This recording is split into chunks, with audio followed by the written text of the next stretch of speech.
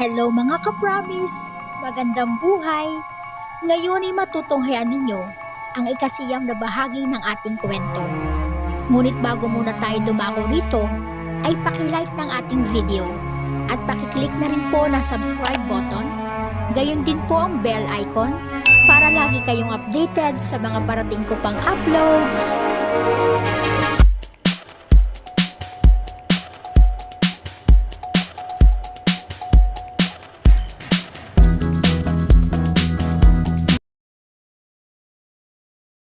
Matagal na din naman lang ni Abby ang halik ni Eman na tila wala itong balak na tumigil. Muli ay para siyang kinikiliti sa gulugod at ang kiliting iyon ay nanunulay sa kanyang buong katawan.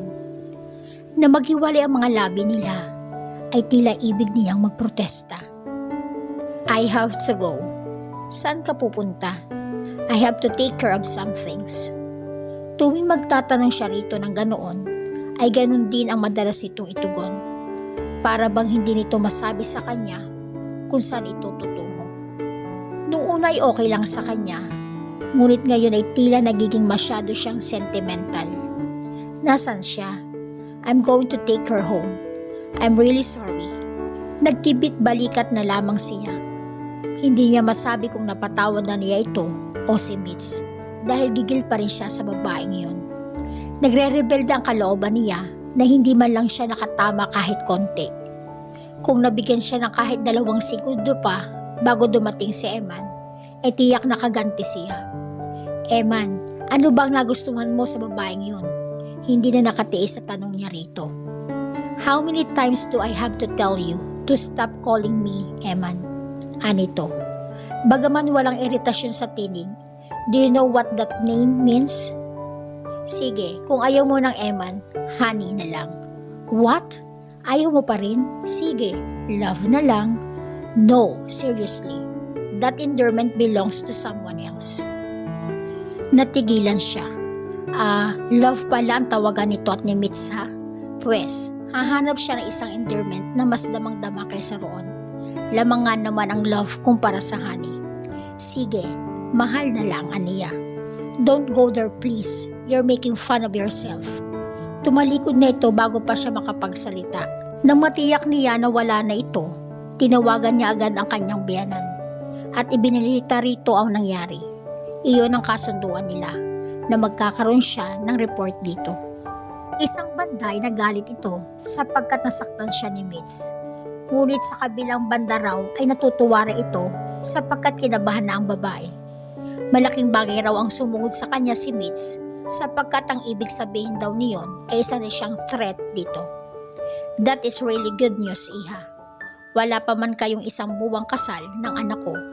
Kinakabahan na siya. Serves her right for being so overly confident that my son would always choose her.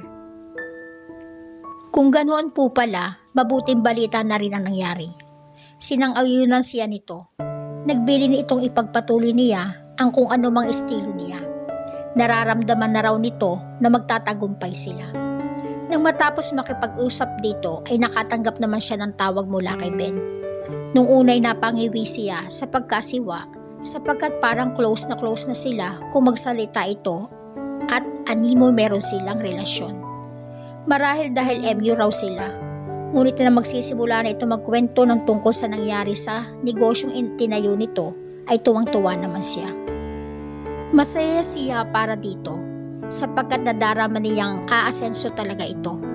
Higit pa raw sa inasahan nito ang naging pagtangkilik sa talyer at motor shop nito. Alam mo, madalas na pagod ako pero ikaw ang inspirasyon ko para pagbutihin ang lahat na ito. Pwede ba kitang mayayang lumabas uli sa linggo?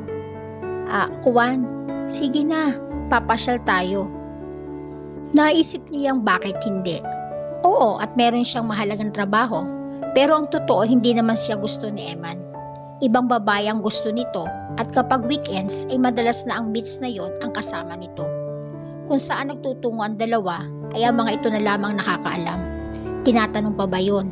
Marahil ay may kamunduhang ginagawa ang mga ito sapagkat mukha talagang makamundo ang babaeng yun. Sige Ben, magkita tayo. Nang matapos ang tawag nito, ay para siyang nanghina. Hindi niya maipaliwanag kung bakit sa kabila ng pagsang-ayon niya ay hindi iyon magaan sa kalooban niya. Ano ba ang problema niya? Kamakailan lang ay kinilig siya kay Ben.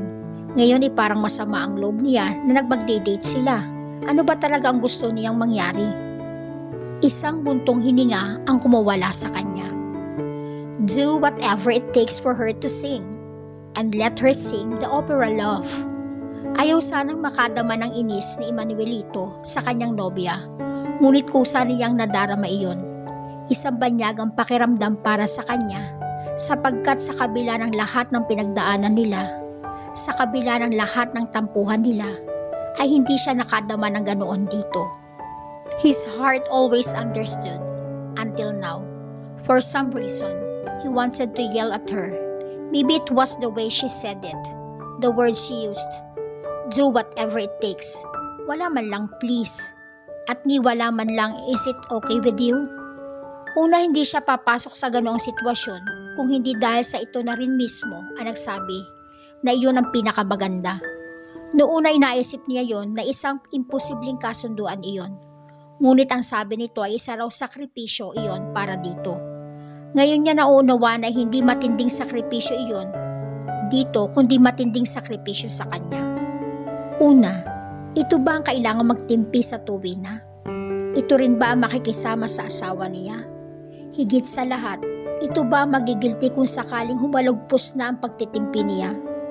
Her battle would only be against her own ghost. Inassure na niya rito na magiging faithful siya rito at kung totoong meron itong tiwala sa kanya ay magiging sapat na iyon dito. Now she was asking him to do whatever it took to make his wife tell him about her deal with his father. Hindi niya alam kung ano pa ang may tutulong niyon sa kanila.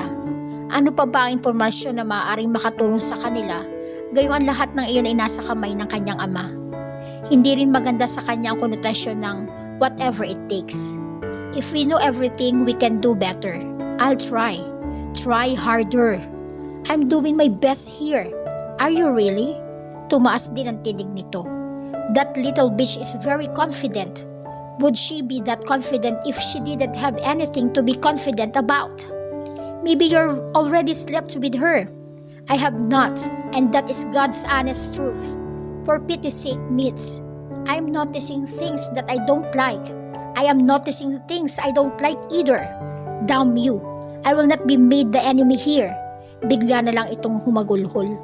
I knew this was not going to be easy, but I never thought it's going to be this hard. I don't want to lose you again. I am not strong enough. Niyakap niya ito. You're not going to lose me. I feel like I am. You're not. Then ask her, find a way to know what the real deal is. I can't help but think that there's a gist. All right, I will do it for you. Thank you, love. Yumakap ito sa kanya at napabuntong hininga siya. Kailangan niyang aminin na meron pa ring natitirang inis sa damdamin niya na pilit lamang niyang iniignora. Marahil kaya nagkakaganon sila ay dahil sa matinding pressure ang lahat ng iyon sa kanilang relasyon. Maybe you can do something to make her shut up and maybe we can live together. After all, that is the original plan. Natigilan siya. Bakit parang labag iyon sa kanyang kalooban? Bakit nga ba nawaglit kaagad iyon sa kanyang isipan? Kanina pa siya naghahaligap ng dahilan para hindi kumprontahin si Abby. Ngayon ipinaalala na iyon sa kanya ni Mitch. How the hell did he forget the original plan? How?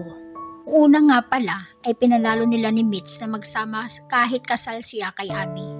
Hindi kailangang malaman ng kanyang ama ang lahat sapagkat kapag nalaman nito ay tiyak na lalong magtatagal ang pagpapasa nito sa kanyang pangalan ng kumpanya. I want us to be together. I will do something about it. Tumango ito. She kissed his lips. It was the first time that he actually minded the taste of her lipstick. What the hell is wrong with me? Mukhang iisa ang itinatakbo ng mga isip nila. She asked, what the hell is wrong with you? I'm sorry. I'm just so stressed out. Love, forgive me. Bumuntong hininga ito, ngunit halata pa rin ang pagkainis sa mukha. Damn, something must be terribly wrong with him. Dati hindi niya pinapansin ang mga retoke nito. Ngayon ay kitang-kita niya yon. Why the hell did her old boyfriend allow her to get more surgeries? You're looking at me funny? I'm sorry. Bumuntong hininga ito. I guess it's best for you to relax. Eat up, I'll prepare dinner for you. Really? Napakunot noo siya. Kailan pa ito natutong magluto? Well, no, don't be silly. Humalakhak ito. Damn again. He literally saw her tonsil. I would tell my chef to prepare something special for us tonight. Umiling siya. He was not in the mood to eat gourmet tonight. Parating gourmet ang ibig kainin nito. Paminsan-minsan ay naghahanap siya ng lutong bahay. Nagpaalam na siya rito. Love, yes? Would you do something about our problem? Cause I really want to be with you. And I want to be with you too. I want to know what's going on. I want to bring back what we had. It's all the pressure that's make me feel this way. I promise I will do something about this. I have already sacrificed a lot of things not to have you, love.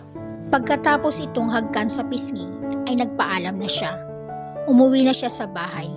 Pagpasok pa lang niya sa pinto ay ang mabangong amoy na ng ulam ang nalanghap niya. His stomach rumbled. Kung ganito ba naman ang madadatnan niya kay Mitz, ay kakain na siya ng hapunan sa bahay nito. He was paying for everything she was enjoying. The least she could do was ask him what he wanted for dinner. Come on, give her a break. What's gotten into you?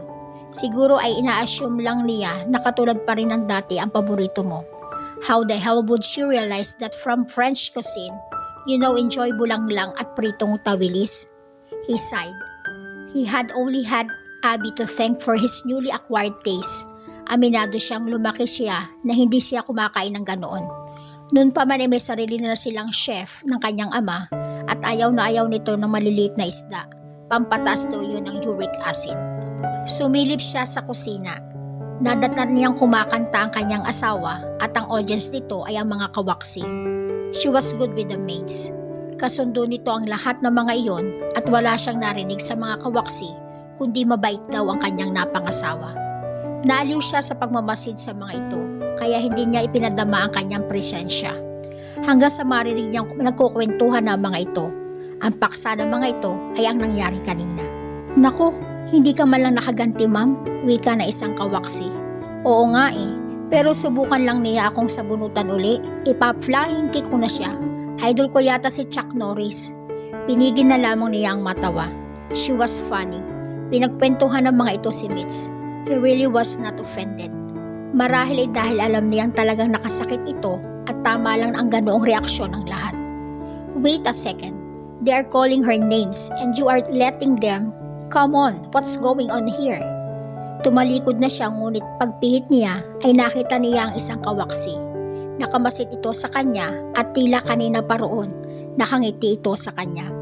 Nag-iispiya kayo sir? Espiya? No, come on.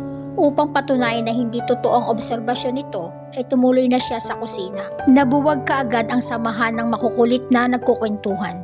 Inirapan siya ni Abby. Nahatid mo na siya? Tanong nito. Yes, I want some dinner woman. At hindi ka man lang pinakain ng babaeng yon? Would you rather she fed me? Tiyak hindi masarap ang luto niya, di ba? Girls? Anito sa mga kawaksi. Ibig niyang matawa sapagkat kahit ang dalawang matatandang kawaksi ay sumang-ayon. Parang mga girl ba talaga ang mga ito gayong mga lola na nga ang mga ito. And why the hell was he suddenly talking like a real Eman? I want some dinner woman. What the hell was that all about? But anyway, his dinner was served. Ang kanyang asawa mismo ang naghanda niyon sa kanya. Ipinagyabang nitong ito mismo ang nagtimpla ng bulanglang. Every other day yata ay may bulanglang itong ipinapaluto. Gayunman ay hindi siya nagsasawa roon. Mukhang meron din pala silang napagkasunduan. Ang pagkakapareho nila sa paboritong pagkain. So you plan to cook for me every single day that we're married? Hindi naman siguro every single day. Hindi naman ako si Darna. Sabi nga sa kanta, mga every other day na lang. Natawa siya. She could be really funny. Kung araw-araw ako magluluto para sa iyo, ibig sabihin buong buhay natin ipagluluto kita. Paano naman ako? Sino magluluto para sa akin? Buong buhay? Akala mo ba pakakawalan pa kita? Napalunok siya. She was starting at his eyes and it looked like she meant what she said. Na mga sandaling iyon ay rumehistro sa isip ang mukha ni Mitch. Ang maamong mukha nito nung una silang nag-date. It was the first time that they had met. Una niya itong nilapitan na puno pa ng makapal na makeup ang mukha nito. Bahagi iyon ng costume nito. After work, that was morning already, around 7, they walked and watched the sunrise together in a restaurant overlooking the North Atlantic Ocean. And there was a moment there when he looked at her face and he told himself she was the woman he was going to marry one day. Ipinalala niya sa sarili ang sandaling iyon. Ang sandaling iyon na nagpasalamat siya sa may kapal na nakilala niya si Mitch. Hindi niya dapat kalimutan ang sandaling iyon. Ang lahat na nangyari sa mga nakalipas na taon ay naging napakasakit sa kanya. These past few days, years without Mitch were loneliness in all his life. Bakit parang gusto niyang kalimutan ang lahat ng iyon dahil sa bagong babaeng ito? Ganon ba siya kahina kaya ang pressure at problema sa pagitan ni Mitch ay nagpaparamdam sa kanya na parang sinasawaan na siya? Marahil ay ganoon naman talaga ang lahat ng tao. May tendency na maging mahina, ang magsawa kagad sa mga problema. Nagkataon lang siguro na masyadong malaki ang problema nila ngayon ni Mitch at sa mga ganitong panahon ay sinusubukan ng tadhana. You're dreaming, mahinang sambit niya. Hindi, ikaw ang nananaginip kung inaakala mong pakakawalan pa kita. Kumindat ito at saka kumain na. Lihim siyang napabuntong hininga. Naalala niya ang pangako niya kay Mitch at sa totoo lang ay hindi niya alam kung paano niya tatanungin si Abby. Was he going to threaten her? May hinala siyang kahit ano pa ang gawin niya ay hindi ito aamin sa kanya. Gayunman ay kailangan niyang sumubok. Pagkatapos ng hapunan ay tumuloy na siya sa kanyang silid. Palakad-lakad siya roon hanggang sa maisipan niyang puntahan si Abby sa silid nito. Wala nang dahilan para magpatumpik-tumpik siya. Kung sakali mang hindi niya makuha rito ang ibig niyang malaman, marahil maaari silang magkaroon ng kasunduan. He needed to be with Mitch. Kung ganoon ang mangyayari, ay paano pa silang magkakasama? Baka mamaya'y mauwi na sila sa pagkakalayo ng loob, bagay na hindi niya mapapayagan. He brushed his teeth thoroughly and then went to Abby's room. Nung una ay nag-aalinlangan siya, ngunit sa huli ay kumatok na rin siya. Ngunit matagal na siyang kumakatok ay hindi pa rin sumasagot si Abby, kaya kinabahan na siya. Kahit tulog ito, dapat inagising na ito sa matagal niyang pagkatok. Sinubukan niyang pihitin ang seradora, bukas iyon. The little witch was on top of the bed, wearing only underwear, wearing makeup like a rock star, using a hairbrush as a microphone. Nagkukonserto ito, rock concert sa suma niya. May headphones ito at may hawak na iPad. Dito na po nagtatapos ang ikasiyam na kabanata ng ating kwento na pinamagatang A Billionaire's Agreement. Marami pong salamat. God bless everyone.